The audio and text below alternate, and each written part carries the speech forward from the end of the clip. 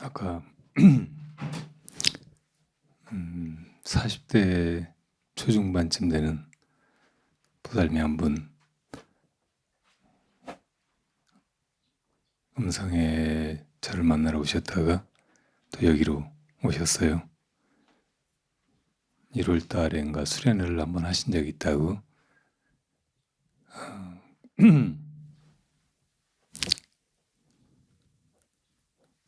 그런데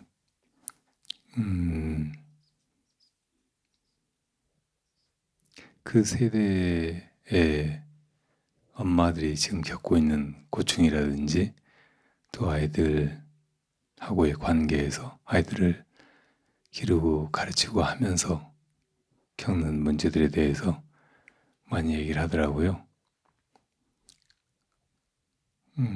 요즘 아이들이 키우기가 힘들잖아요. 대부분 엄마하고 아이들하고 갈등을 겪는데 아이들이 엄마를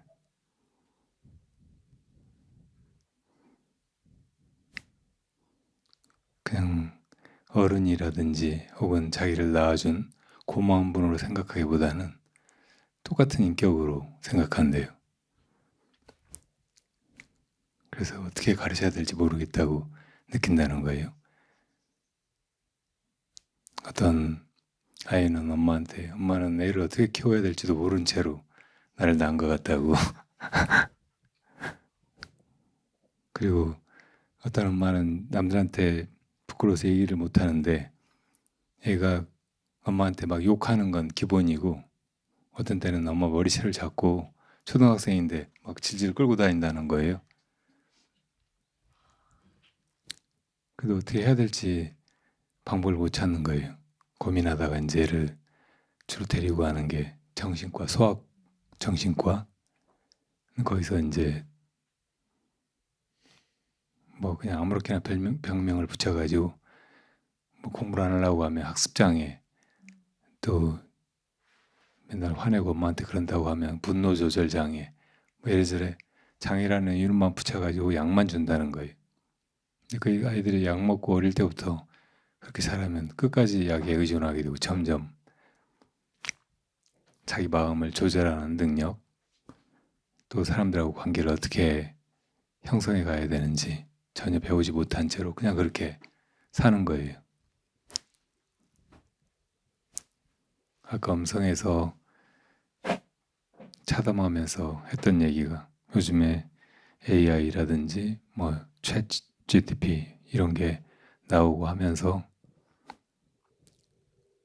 오래 있던 것보다 빨리 인간이 그런 컴퓨터 시스템이나 AI 이런 것에 이렇게 노예가 되는 상태로 될 것 같다는 그런 불길한 우울한 그런 예감에 그런 쪽에 연구를 오래 해온 사람들이나 개발자들이 먼저 하고 있어요. 요즘 챗GPT에서 이제 뭐에 대해서 물어보면 완벽하게 글을 써주잖아요. 그러니까 그게 전에 초기에 나왔을 때는 조금 엉터리 내용을 그럴듯하게 거짓말로 꾸며대는 재주가 있어서 웃고 말았는데 이제 그 오류가 점점 줄어들고 오류가 0%에 수렴해 가게 되는 거예요. 생각보다 굉장히 빨리. 그러니까 이제 요 직전에 이제 우리가 유튜브로 혹은 구글로 뭐 이것저것 검색하면서 뭘 알면 되고 뭐든지 모르면은 거기서 찾아보고 배워가지고 하면 되고 이러면서 그 전에 이제 책이라든지 다른 학습 경로로 우리가 뭘 배워서 정보나 지식을 습득하고 뭘 할 줄 알게 되고 하던 거하고 완전히 다르게 변해버리잖아요. 그래도 이제 이건 사람이 이래저래 그런 걸 찾아보고 배워서 이렇게 저렇게 활용하게 되는데 이제 그런 거를 챗 GTP가 다 해줘 버리는 거예요. 그러니까 학교에서 시험 보는 것만 해도 그전에는 암기하고 충분히 배워서 이해하고 그래서 그걸 컨닝하지 않고 답안지에 정답을 쓰고 막 이렇게 하는 것이 공부 잘하는 것이었는데 이제 뭐 대학원이나 그 이상의 연구 과정에서는 그런 건 의미가 없으니까 예를 들어 시험을 본다고 해도 이런저런 자료를 찾아가면서 거기서 이제 의미 있는 그 연구 성과를 내는 게 중요한 거 있잖아요. 근데 이제 그런 것까지도 이 챗GPT가 다 해버리는 거예요. 그러니까 무슨 레포트를 쓰라고 해가지고 그걸로 교수님이 심사해가지고 이제 학점도 매기고 이렇게 할 텐데 다 똑같아. 똑같고 대단히 다 우수해요. 그러니까 어떤 학생이 정말로 그런 논문을 잘 쓰는지 혹은 연구를 잘 하는지 교수가 감별을 못하게 돼버린 거예요. 시험 보는 것이 이제 아무 의미가 없어져 버린 거예요. 뭐 대학 시험을 본다고 해도 공부 잘하는 애 못하는 애 이걸 이제 판단할 수가 없게 되어가는 거예요. 그뿐만 아니고 이제 어려서부터 학교에 가가지고 뭘 배우는 거 이게 아무 의미도 없어지고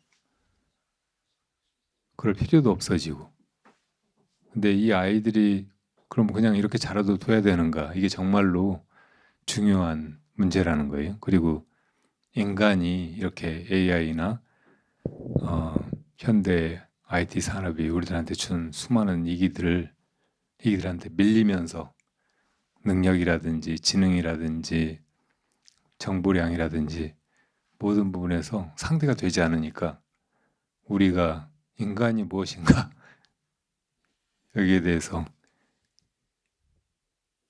정말 심각하게 고민해 봐야 되는 시점인 것 같고 그래도 우리가 사람으로 태어났는데 이렇게 빨리 변해가는 정보 환경에서 도대체 뭘 배우고 또 뭘 하고 어떻게 살아야 하는가 이게 정말 중요한 문제라는 말이죠. 우리들한테도 그렇고 우리 뒤에 오는 세대들한테는 훨씬 더 심각한 문제고 그 아이들에게 그런 거를 일깨워주지 못하면 정말로 피폐한 그런 삶을 살게 될 것이 너무 뻔한 상황이란 말이에요. 오늘 수련회 오신 여러분들은 연배가 그래도 지긋하시고 지금 제일 나이 적은 분이 38살이네요. 그리고 대체로 50대, 60대, 70대까지 이렇게 있으신데 그러니까 아까 말한 그 40대 엄마가 지금 겪고 있는 아이들과의 갈등 이런 거 정도는 아니겠지만 대체로 아이들 키우면서 조금 세대 간의 그런 문제 우리 이렇게 생활 환경이나 문화적인 환경 또 문명의 이기를 쓰고 살아가는 환경이 너무 달라져서 그런 어려움을 겪었을 텐데 그래도 우리는 이제 옛날에 사람들이 농사지어서 그걸로 먹고 살고 그리고 이것저것 만들어서 쓰고 다 사람이 만든 세상에서 사람의 일을 하면서 서로 돕고 거대한 이 인류 공동체 안에서 그렇게 살아오고 그게 상식이라고 생각하고 살았던 사람들이잖아요. 그 과정에서 고충도 많고 힘들기도 하고 또 정말 열심히 애쓰고 노력하고 해서 이만큼이나 우리가 쌓아왔고 이 정도의 성장을 이뤘는지 모르죠. 근데 여전히 우리 마음속에 지나온 세월을 생각해 보면 아픈 기억들이 많고 또 이렇게 살아도 되는가 이런 회의가 생기고 그래서 이제 부처님의 가르침 또 부처님이 말씀하신 것이 우리 마음이 이 모든 것의 근원이고 세상 그리고 세상 안의 모든 것 우리 인생의 모든 것이 다 마음으로 이루어져 가는 것이기 때문에 마음을 스스로 깨닫고 그리고 그 마음을 잘 쓰고 살아가야 된다는 그런 말씀을 익히 들었고 불련이 있어서 이미 그렇게 느끼고 있기 때문에 아마 이 수련회 와가지고 이제 조금 더 진지하게 옛날에 일찍 못했던 거를 지금이라도 이렇게 열심히 해보려고 이 자리에 오셨을 거라고 생각이 들어요. 근데 제가 지금 이런 얘기를 하는 이유는 지금 우리들에게 이 수행이라고 하는 것이 마음을 닫고 마음을 깨닫고 마음을 잘 쓰고 살아가는 것이 중요한 거 이상으로 우리 뒷세대들한테는 점점 더 이게 중요한 문제라서 우리가 지금 해가는 것이 우리들의 일로 끝나지 않고 뒷사람들에게 좋은 이정표가 되고 하나의 그 거울이 될 수 있다는 그런 의미를 충분히 인식하고 더 진지하게 이 수련에 임해 주셨으면 하는 마음에서예요.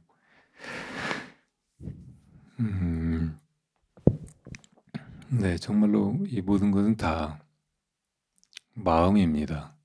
마음의 꿈속에서 우리가 이렇게 살고 있고 만나서 함께하고 있고 그리고 마침내 이 꿈을 꾸고 있는 마음이 무엇인가 이 질문 앞에 다가선 거예요.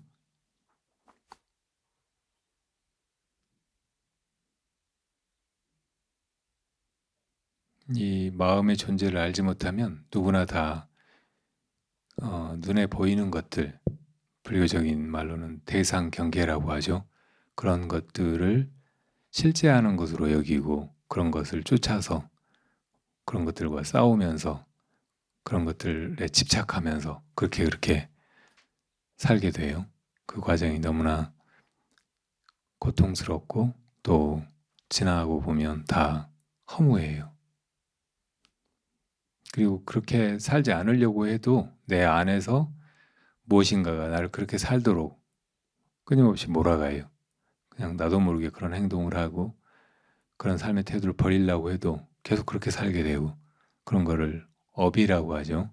저마다 다 과거생부터 닦고 익히고 그렇게 마음 써온 자기 안에 습관의 힘이 있어서 그 힘에 계속 떠밀리고 있는 거예요.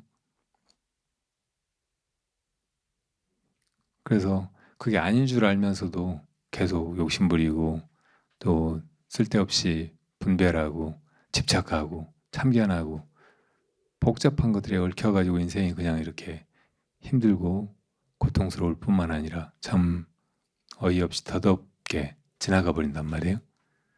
그러니까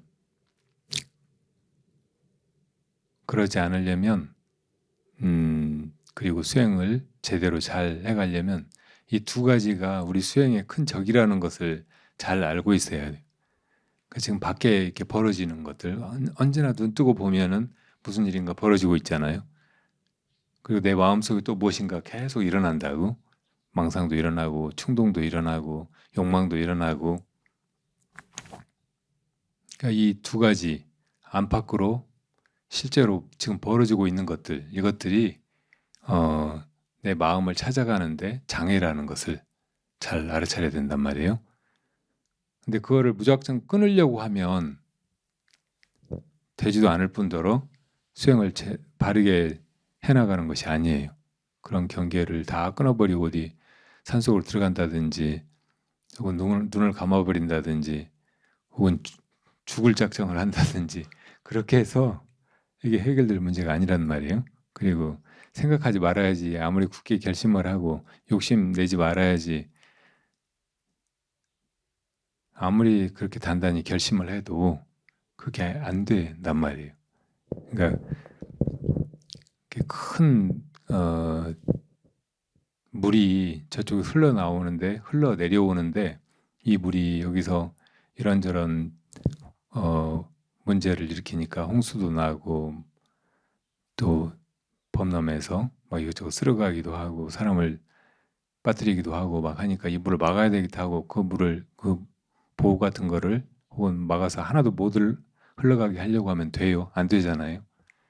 그러니까 그 물이 이제 잘못된 길로 범람하지 않게 잘 정비하고 그 물을 우리가 조절할 수 있게 되면 그걸로 충분히 만족스러운 거 마음 공부는 그렇게 해가야 돼. 그러니까 밖에 벌어지는 일 이것을 안 보려고 하는 게 아니고 이렇게 벌어지는 것들을 보면서 이걸 이용하는 거예요. 그 흐름을 굳이 끊으려고 하지 말고 그런 일이 일어나고 있는 것을 보면서 지금 이것을 무엇이 보고 있는가, 무엇이 듣고 있는가, 또 이런 상황을 무엇이 대하고 있는가 이렇게 묻는단 말이에요. 이걸 이목구라고 하죠. 그러니까 지금 여러분들은 내가 지금 법화도량에 와서 수련회를 하고 있고 지금 스님이 하는 이야기를 듣고 있다 이렇게 느끼고 있잖아요. 근데 이런 인식을 조금만 돌이키면은 여기서 빠져나가지 않아도 자유로워진다고. 그러니까 무엇이 지금 이 상황에 이렇게 처해 있는가, 무엇이 여기 와서 이렇게 법문을 듣고 있는가 이렇게 묻기만 하면 그냥 이 상황 그대로 놔두고도 이상하게 내 마음이 편안해지고 그리고 이 경계에 휩쓸려서 집착하거나 막 어지러워지거나 괴로워지거나 그렇게 되지 않는다는 말이에요. 그러니까 이런 거를 이렇게 수련회 와가지고 연습해 가면 돼.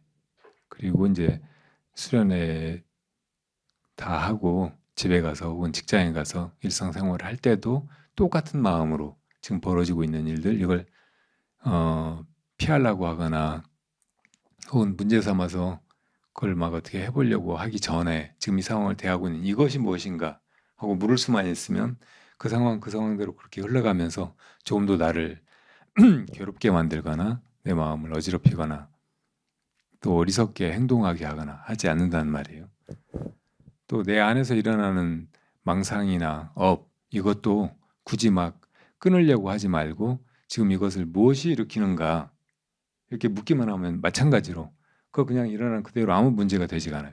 내가 거기 휩쓸지도 않고 그 따라서 무슨 악업을 짓게 되지도 않고 어떤 때는 욕망이 일어나가지고 그 욕망대로 그렇게 해서는 안 될 것 같은데 무슨 일을 할 수도 있겠죠. 그럴 때도 지금 이걸 뭐가 하고 있는가 그 순간에도 그렇게 묻고 하다 보면 나중에는 점점 이제 그런 업에서 벗어나게 돼.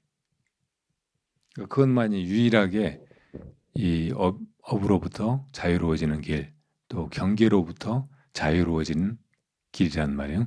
우리가 정말로 얻고자 하는 것이 이렇게 어지럽게 복잡하게 또 내가 이러지도 저러지도 못하고 나를 휩쓸고 가는 이 세상의 경계들 이런 데서 어떻게 내 마음의 편안함이나 안전하고 고요하고 행복한 그 본래 상태를 지켜가느냐 이게 문제잖아요. 그 또 내 안에서 일어나는 업의 힘 여기서 조금 자유로워져서 그래도 내가 주인이 되어가지고 내 마음을 바르게 써나가고 남들한테 피해를 끼치거나 나 자신한테 뒷날에 큰 허물이나 고통을 가져오지 않는 그런 바른 행을 해나갈 것인가 이게 문제라면 이것들도 다 따로따로 해나가려고 하면 힘들지만 이것이 무엇인가 하는 그 질문을 통해서 화두를 드는 걸 통해서 저절로 다 되어나가니까 그냥 해야 될 일은 어떤 상황이든지 이 목고다 이거를 이제 단단히 이렇게 마음속에 새기고 그리고 이제 실제로 해나가면서 아 이렇게 하니까 되는구나 하는 그런 그 묘미를 그 보람을 여러분들이 확인을 해야 된다고요. 그래야 그게 이제 세상에 나가서 혹은 어려운 상황 속에서도 그것을 할 수 있게 돼요.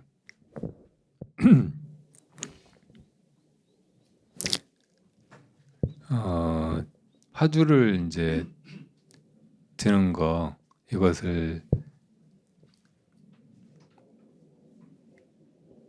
마음 챙김이라고 말할 수 있거든요. 이것이 무엇인가? 바로 이것이 우리 마음이잖아요.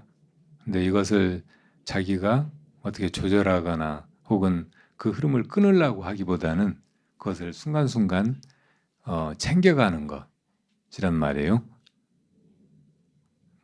그러니까 부처님이 이제 열반에 이르는 길로 8 정도를 이야기하셨는데 정견, 정사, 정어, 정업 그리고 정명, 정정진, 정념, 정정이잖아요. 여기서 가장 중요한 것이 정념이에요. 그 전에 6가지는 준비 같은 것이라고. 물론 이제 제일 처음에 나온 정견이 1차적으로 가장 중요하긴 해. 바른 견해, 지견이 있어야 돼. 그것 없으면 그냥 자기 깜냥대로 살거나 혹은 바르지 않은 가르침, 남의 말, 세상의 흐름 뭐 이런 데 휩쓸려 가지고 계속 잘못 살게 된다고. 그 고통에서 벗어날 수가 없게 돼요. 그러니까 우선 부처님이 무엇을 가르치셨는가 이것을 바르게 알고 그 부처님의 관점에서 이 세상과 자기 존재를 보려고 해야 돼. 이게 정견이라고. 그러니까 이 세상에 뭐 돈 벌고 뭐 출세도 하고 뭐 자기 잘나고 그러면 좋지 뭐 행복하지 뭐 그밖에 뭐가 있어? 이렇게 보통 사람들이 생각하고 그냥 그렇게만 살잖아요. 이것이 정견이 아닌 거예요. 근데 부처님이 이 세상 모든 것이 다 무상하다고 하셨고 세상에 돈이든 권력이든 혹은 명예든 그 무엇을 구해도 다 그것이 자기를 진정으로 행복하게 하지 못한다는 것을 이미 깨달아서 확연히 아시고 그런 것 쫓아가지 말라고 하셨다고. 그러니까 그런 관점을 가져야 돼. 이것이 정견이라고요. 그리고 마음 챙기는 거, 이 마음만이 진정한 것이고 영원한 것이고 내가 잃어버릴 수 없는 것이고 한시도 나를 떠나지 않는 것이고 그리고 사실은 그 마음의 근원이 언제나 진정한 평화로움이나 행복 혹은 대자유 속에 있다는 것을 부처님이 그렇게 깨달아서 우리들에게 우리도 그걸 깨달으라고 가르쳐 보이셨으니까 이제 그것을 찾아야 되구나 하고 인생관이나 이 세상에서 최고의 가치로 생각하는 그런 것이 그 관점이 바뀌어야 된단 말이에요. 그게 이제 제일 중요해. 근데 그 다음에는 이제 그 관점대로 바르게 생각하고 말하고 행동하고 하는 거 그리고 정말 우리가 해야 될 거는 수행해서 열반으로 나아가는 것이라는 거. 이것이 우리의 소명, 삶의 어떤 진정한 과제라는 것을 아는 거. 이게 정명이죠. 그리고 이제 그걸 알고서 가만히 있으면 안 되니까 한시도 쉬지 않고 거기로 나아가려고 끊임없이 한 걸음 한 걸음 나아가야 돼. 이게 정진이죠. 그러니까 이게 이제 준비고 그 다음에 정말로 해야 될 거는 정념이고 그리고 정념의 결과로 그냥 저절로 되는 것이 정정이에요. 그러니까 정말 부처님이 열반에 이르는 길로서 우리들한테 하라고 한 것은 정념이라는 말. 바르게 마음 챙기는 거.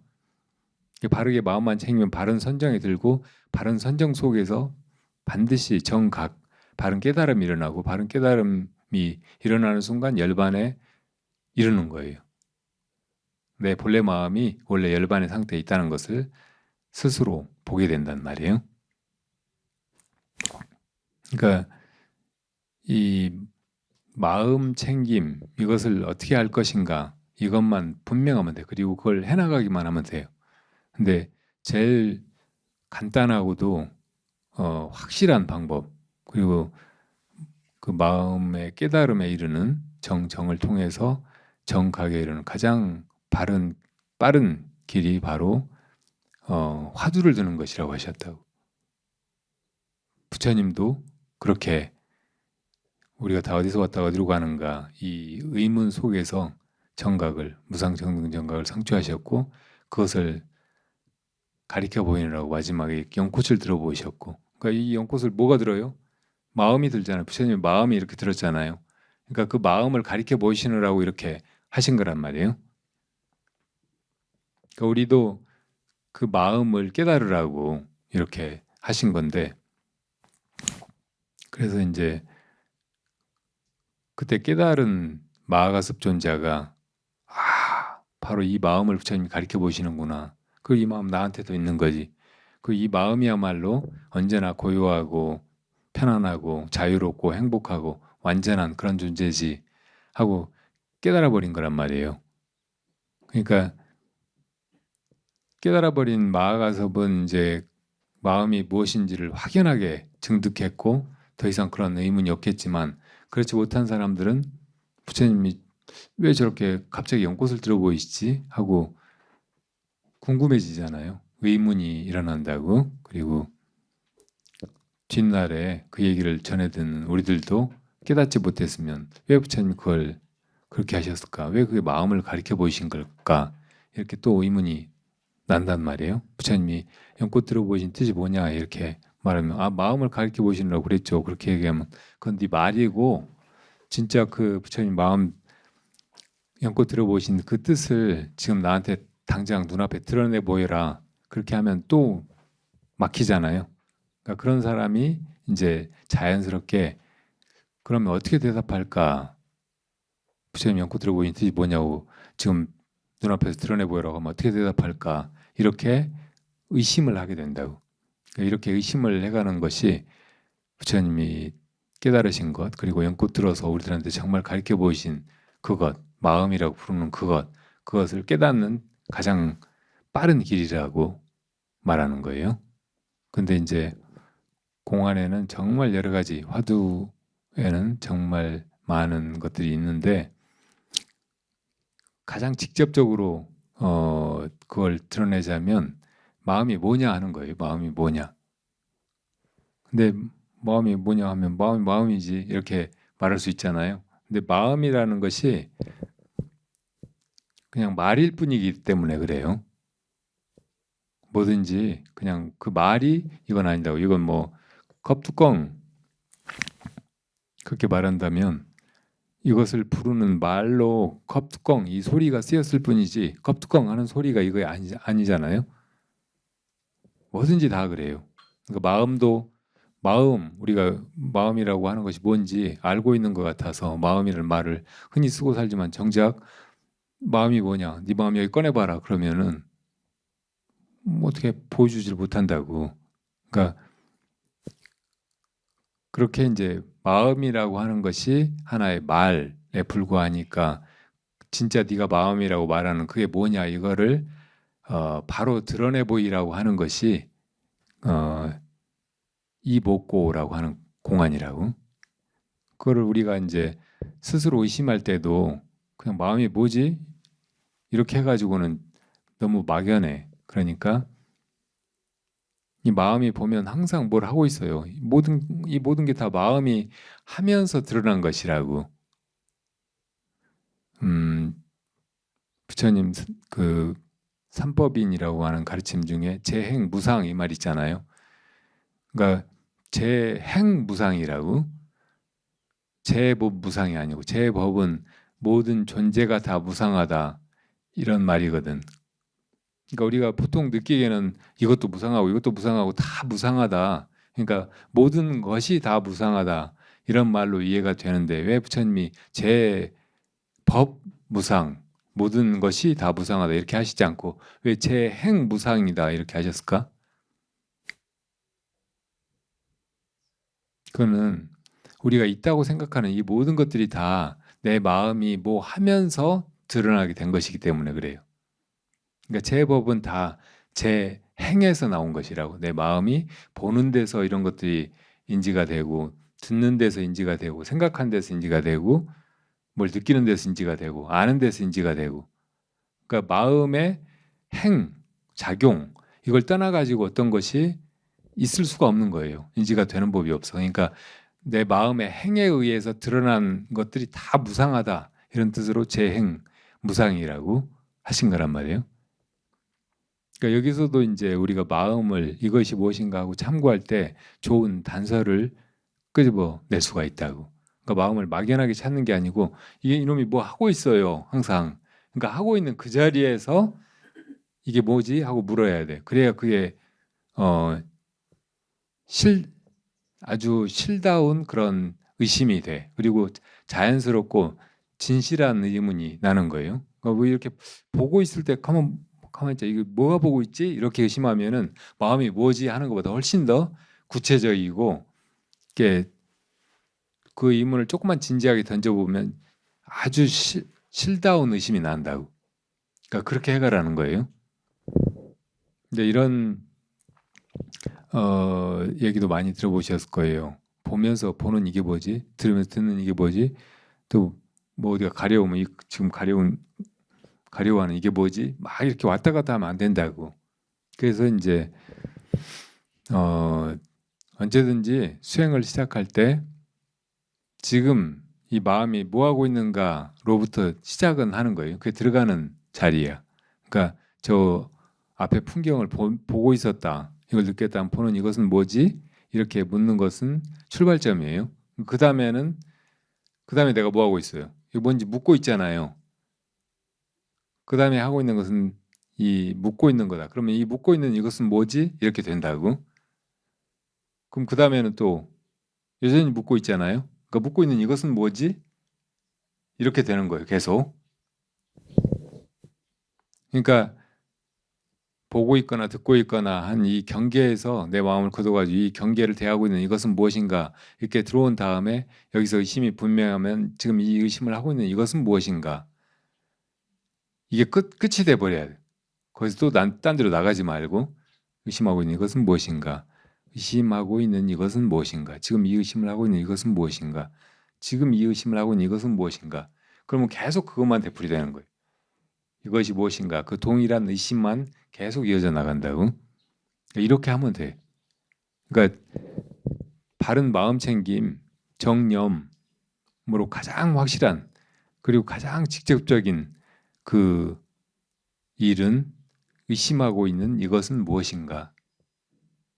여기로 들어와 가지고 거기 그것만 계속해 나가면 된다.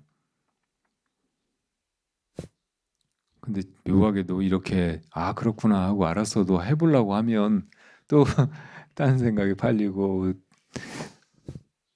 집에 뭐 안 하고 온 일 생각이 나고 막 애 걱정이 되고 계속 그러잖아요. 그래서 이제 부처님이 정념을 잘 해가는 그 방편으로 몇 가지 가르쳐 주신 게 있어요. 그거를 오늘 말씀을 드릴게요. 이 이상의 방법은 없어요. 그러니까 이거를 이제 정말 잊어버리지 말고 이렇게 적용을 해보고 그래도 안 되면은 방법이 없으니까 정말 잘 들으세요.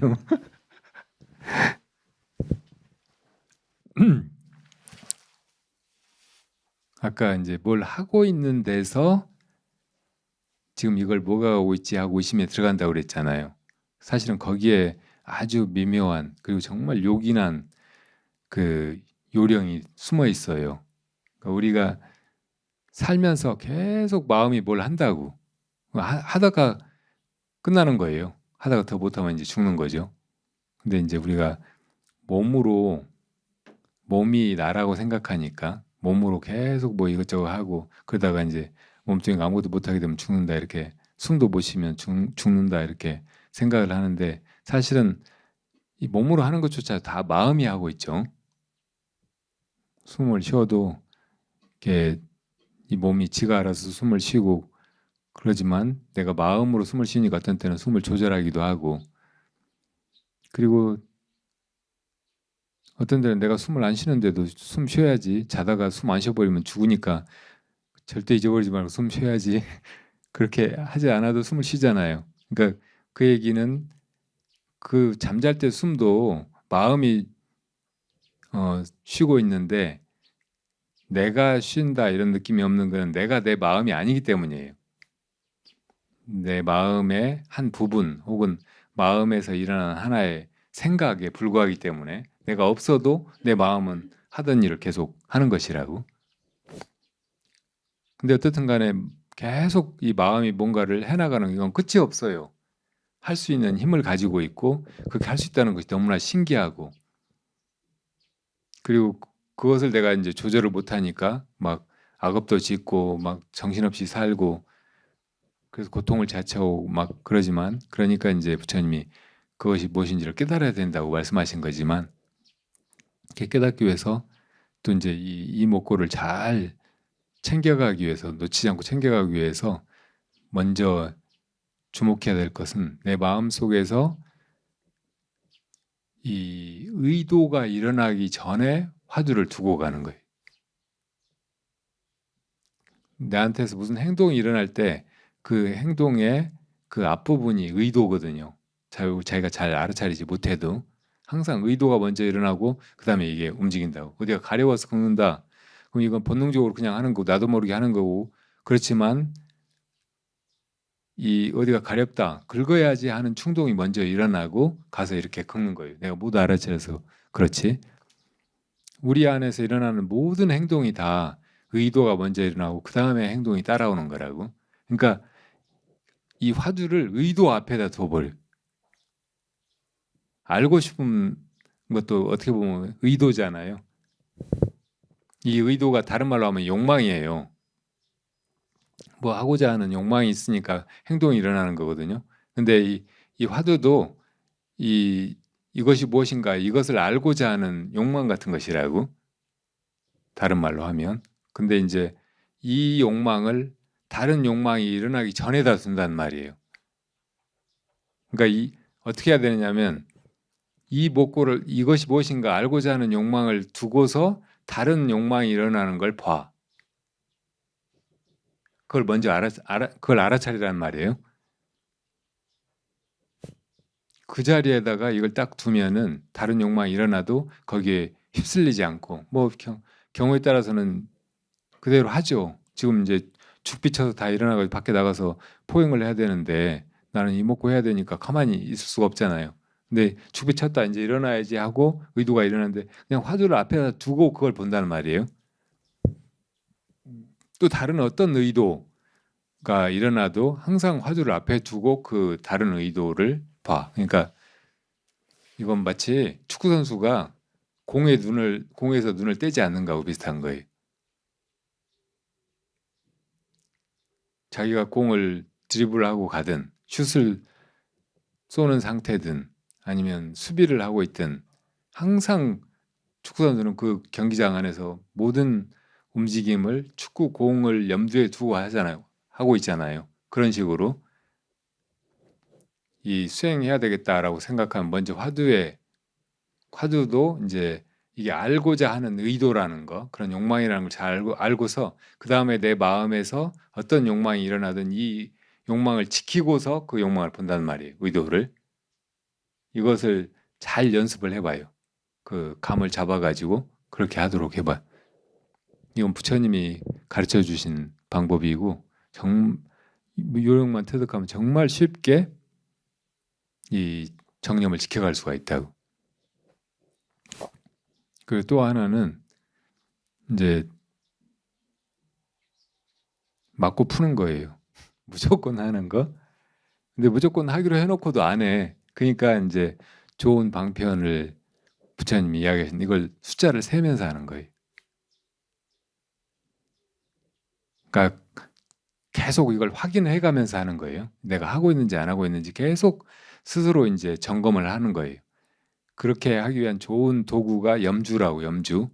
그러니까 우리가 이 염불을 할 때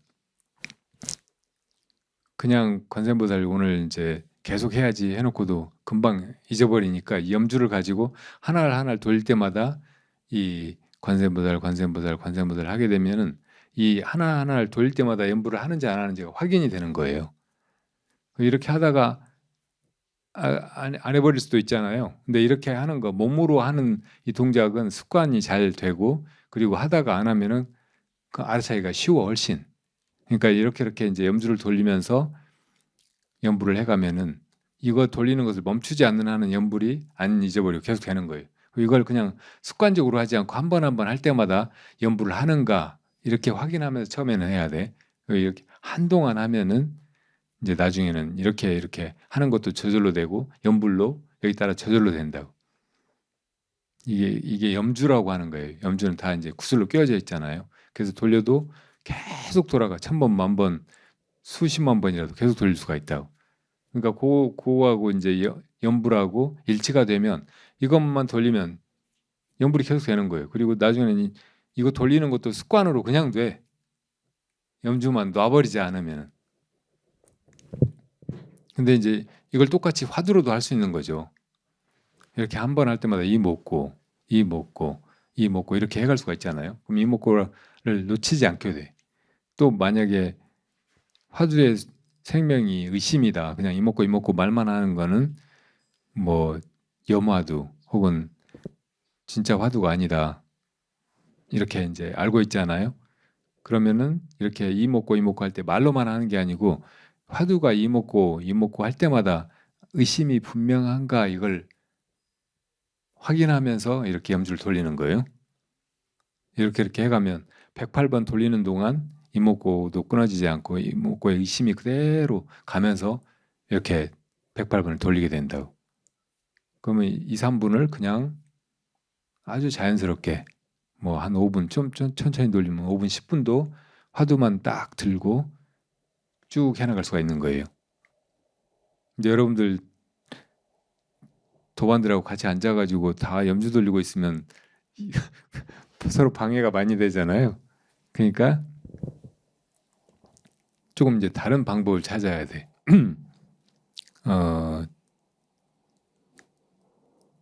부처님이 이제 호흡이 이제 수행하는데 굉장히 좋은 도움이 된다고 하시면서 이제 그 관을 할 때도 뭐 다른 걸 관할 수도 있어요. 마음의 흐름을 관한다든지 몸의 느낌을 관한다든지 이렇게 할 수도 있는데 제일 좋은 방법이 계속 일어나고 있는 호흡을 관하는 것이라고 하셨거든요. 그러니까 호흡이 계속 일어나니까 마음이 딴 데로 가지 않게 딴 데로 갔다 알아차릴 때마다 얼른 호흡으로 다시 돌아와서 호흡만 계속 관하면은 이게 아주 쉬워진다. 근데 그렇게 하기로 해놓고도 또 잊어버리니까 그 다음에 부처님이 더 좋은 방법으로 가르치신 게 수식관이에요. 호흡을 자기가 세면서 그걸 관하는 거예요. 그래서 이제 초보적인 단계에서 하나부터 열까지 세면서 쭉 관을 해가다가 또 하나부터 다시 열까지 세 나가고. 근데 이렇게 하는 것도 습관이 되면 또 이제 잊어버릴 수가 있거든요. 그러면 하나부터 열까지 세 올라가고 그다음에는 거꾸로 내려오면서 세. 올라갔다 내려갔다 이렇게. 그러면 잘 안 잊어버려요. 그러면서 이제 계속 호흡은 관이 되는 거죠. 그래도 이제 잊어버리는 사람이 이제 훨씬 더 집중력 있게 그렇게 하려면 좋은 방법이 또 있어요. 하나부터 열까지 세 올라갔다가 거꾸로 세 내려오고 그 다음에는 정신 차려가지고 이제 10까지만 올라갔다 내려오지 않고 20까지 올라가는 거예요. 다시 하나로 내려오고 그 다음에는 30까지 세 올라가고 내려오고 40까지 세 올라가고 내려오고 50까지 60까지 70까지 80까지 90까지 100까지 세 올라갔다가 내려오고 그 다음에는 90까지만 세 올라갔다 내려와요. 그 다음에는 80까지만 세 올라갔다 내려오고 이렇게 해서 이제 10까지 올라갔다가 내려오고 이렇게 하면 크게 이제 한 주기에 염주가 마음속에서 도는 거예요. 숫자를 세기는 하는데 그렇게 하면 보통 호흡이 조금 긴 사람은 4시간, 5시간을 완전히 집중해가지고 그렇게 하게 돼. 이게 얼마나 좋은 방법이에요. 그리고 짧은 사람은 한 2시간. 그러니까 이거를 이제 화두 드는 사람은 똑같이 이제 그렇게 적용을 하면 돼요. 숨을 들이셨다가 내쉬면서 이 먹고 하는 거예요. 근데 이때 이제 하나라는 걸 세야 돼, 속으로. 이먹고는 마음속으로만 하고 하나 이렇게 속으로 세도 돼. 그리고 이먹고가 계속 되는 걸 보면 숨 들이쉬고 내쉬면서 또 둘 이렇게 세고 또 들이쉬고 내쉬면서 셋 이렇게 세고 10까지 올라갔다 내려오고 그 다음에 20까지 올라갔다 내려오고 아까 말한 대로 100까지 올라갔다가 내려오고 그 다음에는 이제 다시 90까지 이렇게 쭉 내려오면 여러 시간을 이목구가 쭉 가면서 의심도 가면서 이렇게 해갈 수가 있다고. 이건 고도의 집중이 필요하고 단단한 결의가 필요하고 그런데 이제 보통은 좌선에 익숙하지 않으면 앉아서만 그렇게 하면 이제 나중에 다리 아픈 것이 방해가 되고 일어나 버리게 되고 더 못한다 이런 생각이 들고 하잖아요. 그러니까 이렇게 할 때는 너무 앉는 것에 집착하지 않는 게 좋아요. 계속 걸으면서 이렇게 해도 되고 앉아 있다가 좀 다리 조금만 힘들면 그냥 가만히 일어나 호흡을 그대로 보고 화두를 실어 가지고 그러면서 가서 움직이면서 또 이렇게 하고 그리고 또 이제 걷는 것이 조금 힘들고 가서 앉아서 다시 조용히 하고 싶으면 또 들어가서 앉아서 하고 계속 그렇게 하면서도 호흡을 절대 놓치지 말고 거기다 의심을 실어 가지고 화두를 들면서 그렇게 나가는 거예요. 이게 이제 굉장히 좋은 그런 방편이 될 수 있어요. 그리고 이제 또 마지막으로 한 가지만 더 가르쳐 드리자면 그냥 이목구를 해요. 근데 이목구를 5단위로 하는 거, 5단위로. 이목구, 이목구, 이목구, 이목구, 이목구. 이걸 5가지 세는 거예요. 그리고 또 5개를 더 하고. 그럼 열이잖아요. 그럼 속을 하나 해. 그리고 또 5개 세고 세지는 않고 5개 이게 익숙해지면 그냥 5번을 쭉 하게 돼요. 또 5번 더 하고 그리고 둘 이렇게 하고 이렇게 하면서 해도 아까 이제 호흡에 관해서 하면 호흡 신경 쓰고 또 이목구 신경 쓰고 또 거기다 의심 신경 쓰고 조금 번다는데 이렇게 5단위로 이렇게 해버릇하면 이게 습관만 되면 되게 쉬워. 그리고 하나, 둘 이렇게 이제 세니까 안 잊어버린다고. 그러니까 이 방법도 이제 지금까지 이제 공부를 많이 해온 사람 한번 시도해 보세요. 이게 아주 좋은 방법. 근데 이게 잘 안 되면 호흡에 실어서 아까 말한 대로 그렇게 해보고 이것도 잘 안 되면 우선 아까 처음에 말한 대로 의도, 화두 의심을 가지고 자기 마음 속에서 다른 의도가 일어나는 걸 보면서 그 의도에 끌려가지 말고 끌려가도 되는데 끌려가기 전에 이 화두에 이목구에 의심이 있는가 이걸 확인하고서 그 다음에 이제 필요하면 그 행동을 하라는 거죠.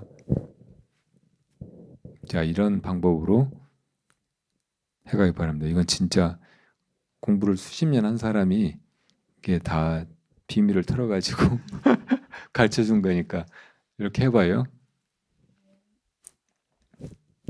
그리고 우리 파파림 선수련회에서는 독참을 이제 굉장히 중요하게 하는데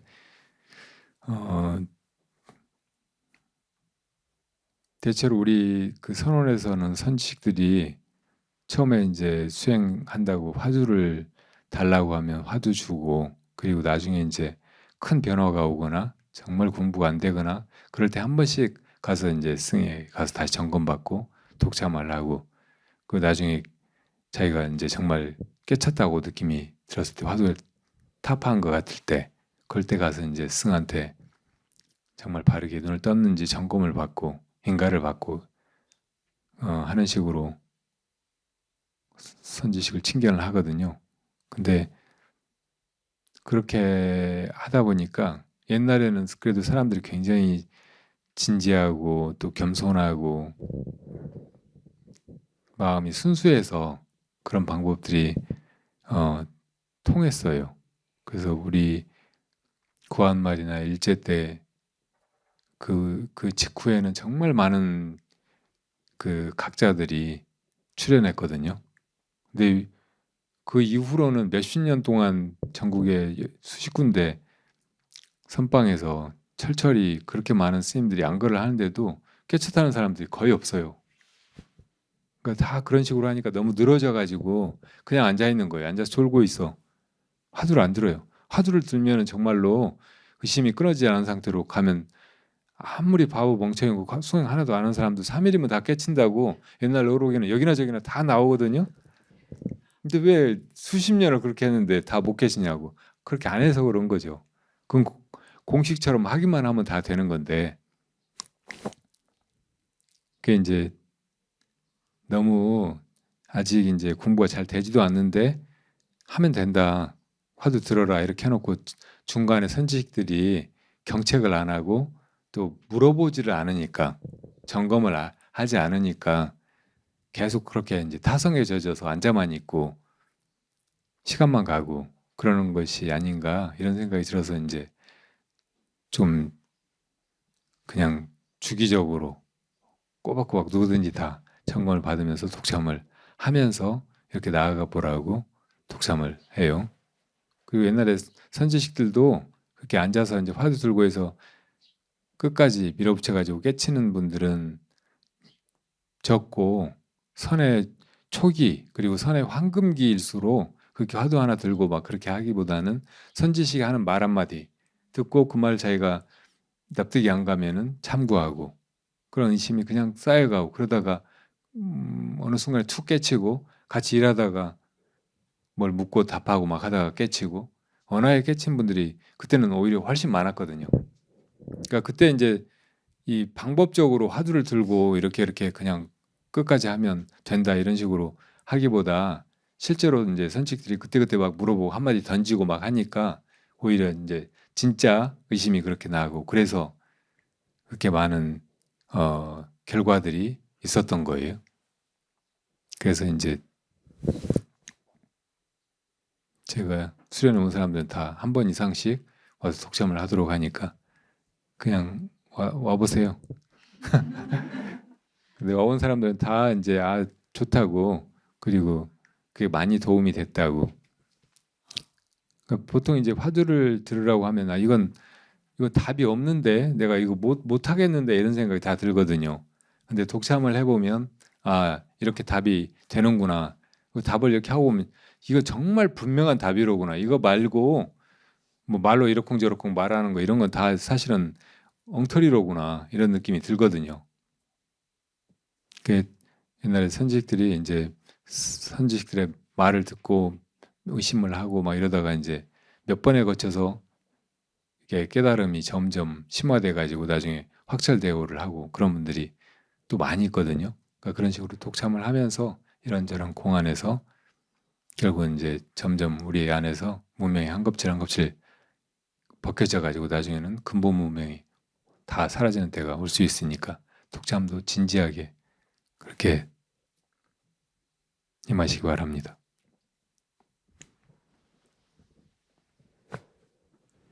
몇 시예요? 네.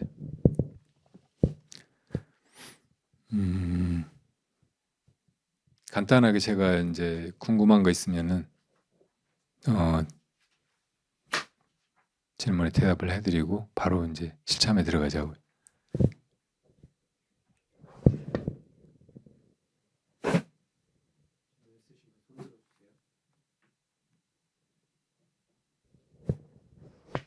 네, 그냥 그렇게 하면 되겠죠.